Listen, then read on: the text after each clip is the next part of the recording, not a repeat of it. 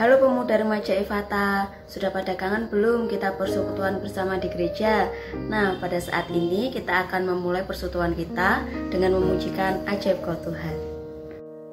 1, 2, 3, 4.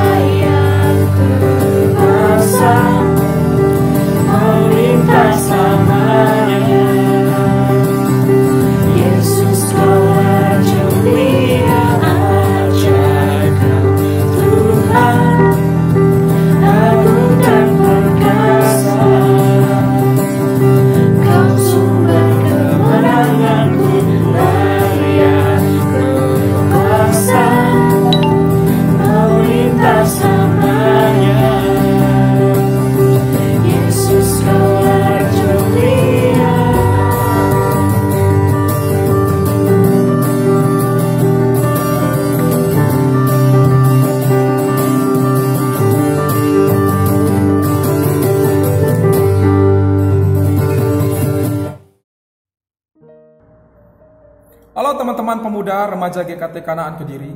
Kita bersyukur untuk hari ini Tuhan masih berikan kita kesempatan untuk beribadah. Mari sebelum kita merenungkan firman Tuhan, kita tundukkan kepala kita. Kita berdoa. Tuhan Yesus, terima kasih untuk kasih-Mu, untuk cinta-Mu yang besar dalam kehidupan kami. Terima kasih untuk anugerah-Mu yang besar dalam kehidupan kami. Anugerah yang tidak dapat kami balas dengan apapun. Pengorbanan-Mu di kayu salib yang memampukan kami, yang menyelamatkan kami, yang membebaskan kami dari hukum dosa. Terima kasih untuk semuanya Tuhan. Pada saat ini kami akan merenungkan firman-Mu. Tolonglah kami, buka hati kami, buka pikiran kami, agar kami dapat mengerti firman-Mu, dan kami dapat melakukannya dalam kehidupan kami, hari lepas hari. Demi Yesus kami berdoa. Amin. Teman-teman, di dalam kehidupan kita, ada yang namanya rasa kagum, rasa mengagumi terhadap seseorang. Baik terhadap orang tua kita, terhadap pacar kita, bahkan terhadap sahabat yang dekat dengan kita. Sebagai contoh dalam kehidupan saya secara pribadi, orang tua adalah sosok yang saya kagumi, yang sangat saya cintai, yang sangat saya kasihi, saya kagumi. Karena saya tahu bahwa dari saya kecil sampai saya besar, mereka memelihara hidup saya. Bahkan ketika saya menghadapi hal-hal yang sulit, bahkan ketika banyak tantangan dalam kehidupan saya, mereka ada bersama saya. Saya rasa aman ketika berada dekat mereka. Saya mendapat perlindungan dari mereka. Orang tua menjadi sosok yang sangat saya kagumi. Sehingga ketika saya melakukan hal yang berdosa, hal yang menyakiti hati mereka, saya rasa sangat bersalah. Ketika mereka tersakiti, ketika mereka melihat kehidupan saya yang tidak baik, dan mereka sedih dengan kehidupan saya, mereka kecewa dengan kehidupan saya rasa kecewa, saya putus asa, saya sedih melihat mereka sedih. Pada hari ini, kita akan belajar juga dari salah satu tokoh Alkitab yang saya tahu kita sudah kenal, Yusuf, seseorang yang sangat mencintai Tuhan, seseorang yang sangat mempertahankan imannya di dalam tekanan yang begitu besar. Dan dia tahu bahwa Allah yang dia sembah adalah Allah yang begitu mengagumkan, sehingga dia tidak rela untuk melakukan hal yang menjijikan, dosa yang mendukakan hati Tuhan. Mari bersama kita akan belajar. Saja kita buka Alkitab kita di dalam Kejadian pasal yang ke-39, ayat yang ke-6 hingga ayat yang ke-12. Saya akan membacakan kepada kita secara cepat. Kejadian 39 ayat yang ke-6 hingga ayat yang ke-12. Segala miliknya diserahkannya pada kekuasaan Yusuf, dan dengan bantuan Yusuf ia tidak usah lagi mengatur apa-apapun selain dari makanannya sendiri. Adapun Yusuf itu manis sikapnya dan elok parasnya.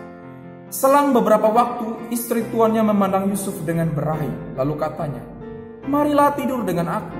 Tetapi Yusuf menolak dan berkata kepada istri tuannya itu, "Dengan bantuanku, tuanku itu tidak lagi mengatur apa yang ada di rumah ini, dan ia telah menyerahkan segala miliknya pada kekuasaanku. Bahkan di rumah ini, ia tidak lebih besar kuasanya daripadaku, dan tiada yang tidak diserahkannya kepadaku selain daripada engkau, sebab engkau istrinya. Bagaimanakah mungkin aku melakukan kejahatan yang besar ini dan berbuat dosa terhadap Allah?" Walaupun dari hari ke hari perempuan itu membujuk Yusuf, Yusuf tidak mendengarkan bujukannya itu untuk tidur di sisinya dan bersetubuh dengan dia. Pada suatu hari masuklah Yusuf ke dalam rumah untuk melakukan pekerjaannya. Sedang dari seisi rumah itu seorang pun tidak ada di rumah. Lalu perempuan itu memegang baju Yusuf sambil berkata, "Marilah tidur dengan aku." Tetapi Yusuf meninggalkan bajunya di tangan perempuan itu dan lari keluar. Teman-teman, firman pada hari ini mengajarkan kita dari seorang tokoh Alkitab, Yusuf. Kita tahu kehidupannya, kita tahu cerita ini, kita tahu bagaimana Yusuf ketika dia berada di rumah Potifar, dia diperhadapkan dengan hal-hal yang membuat dia harus mempertahankan imannya dengan sungguh-sungguh. Salah satunya dari istri Potifar. Kita lihat di sini teman-teman. Yusuf diperhadapkan dengan tantangan yang begitu besar. Dosa yang sudah ada di depan matanya. Dosa yang sebenarnya tinggal dia raih, tinggal dia ambil. Dan dia dapat melakukan itu, yaitu bersetubuh dengan istri Potifar. Tapi luar biasa, yang menarik dari Yusuf, dia katakan bahwa masakan dia harus melakukan dosa yang sebesar ini terhadap Allah. Dia begitu mengagumi Allah. Dia tahu bahwa Allah yang disembah adalah Allah yang hidup, Allah yang sudah memelihara kehidupan dia, Allah yang beserta dengan dia, Allah yang senantiasa memampukan dia, menyertai dia. Bahkan kalau kita lihat dari pasal 39 ayat yang pertama, kalau kita baca sampai ayat yang kelima, kita lihat di situ bahwa Yusuf berhasil karena apa? Tuhan menyertai dia, Tuhan menyertai dalam segala pekerjaan, sehingga Tuhan membuat segala pekerjaannya berhasil. Yusuf katakan bahwa masakan dia harus berbuat dosa terhadap Allahnya, terhadap tuannya Potifar. Masakan dia harus mengkhianati tuannya, bahkan masakan dia harus mengkhianati Allah yang dia sembah, Tuhan yang dia sembah. Teman-teman, ini adalah satu pelajaran, satu renungan yang perlu kita renungkan bersama. Terkadang dalam kehidupan kita, saya tahu sebagai orang-orang muda, sebagai orang-orang remaja, hal-hal seperti ini saya katakan bahwa sangat dekat dengan kehidupan kita. Dosa seperti ini sangat melekat, sangat mendekat dengan kehidupan kita. Sehingga kalau kita tidak hati-hati sebagai orang muda maupun remaja, kita akan jatuh di dalam dosa ini.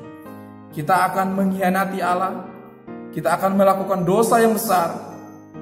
Karena dosa ini akan membuat kehidupan kita dalam hal yang kita rasa sesat tapi nyaman, nikmat. Dan itu akan menghancurkan masa depan kehidupan kita. Teman-teman, dari renungan ini saya ingin menyampaikan bahwa sebagai anak-anak Tuhan, sebagai pemuda remaja, di dalam keseharian hidup kita. Kita tidak terlepas dari yang namanya tantangan, dari yang namanya ikatan dosa yang seakan-akan sewaktu-waktu bisa begitu cepat mendekati kita untuk melakukan dosa-dosa tersebut. Dari hari ini kita bisa belajar dari Yusuf. Dia tahu siapa Allah yang dia sembah. Dia tahu siapa Tuhan yang dia sembah. Kembali ke cerita saya tadi.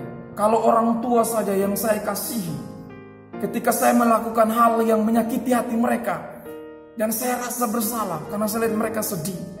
Apalagi Tuhan yang kita sembah, Yesus yang kita sembah. Dia Yesus yang sudah menyerahkan nyawanya bagi kita. Dia yang rela mati di kayu salib, menderita, disiksa, dianiaya, diolok-olok. Semua dilakukan karena kasih-Nya yang begitu besar bagi kita.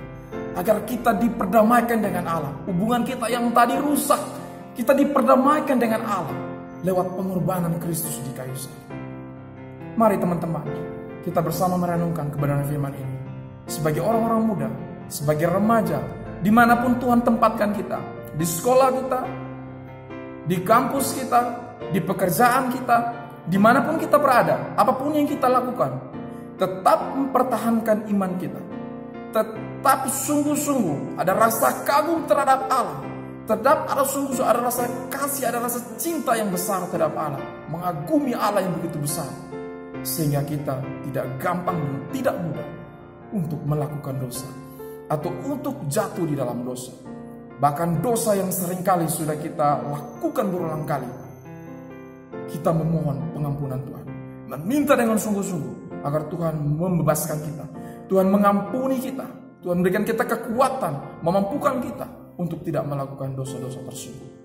Saya percaya rasa kagum yang besar.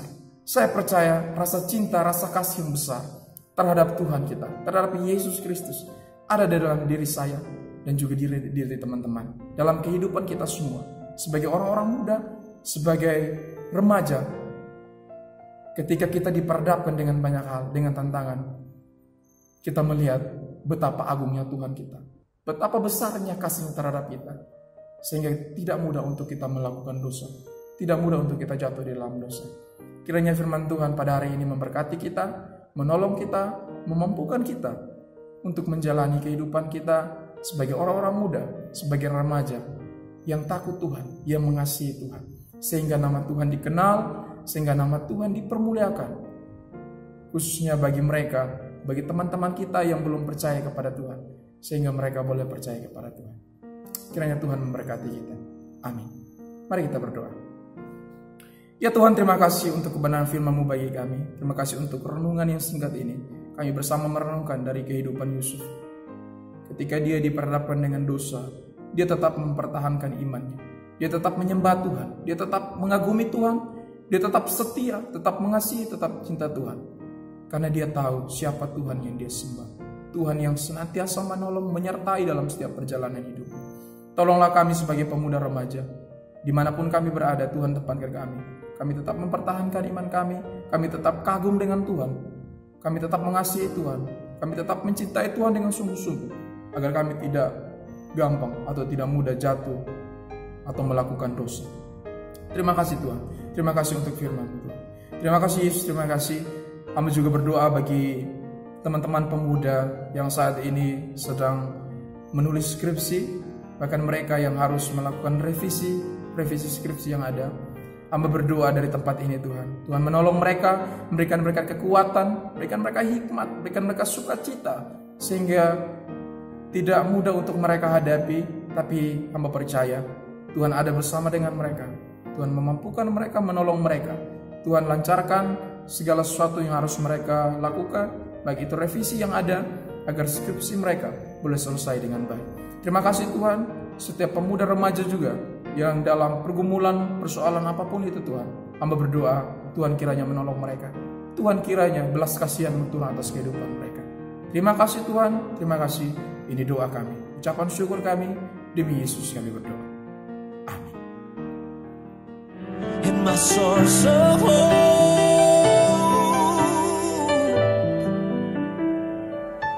is Christ.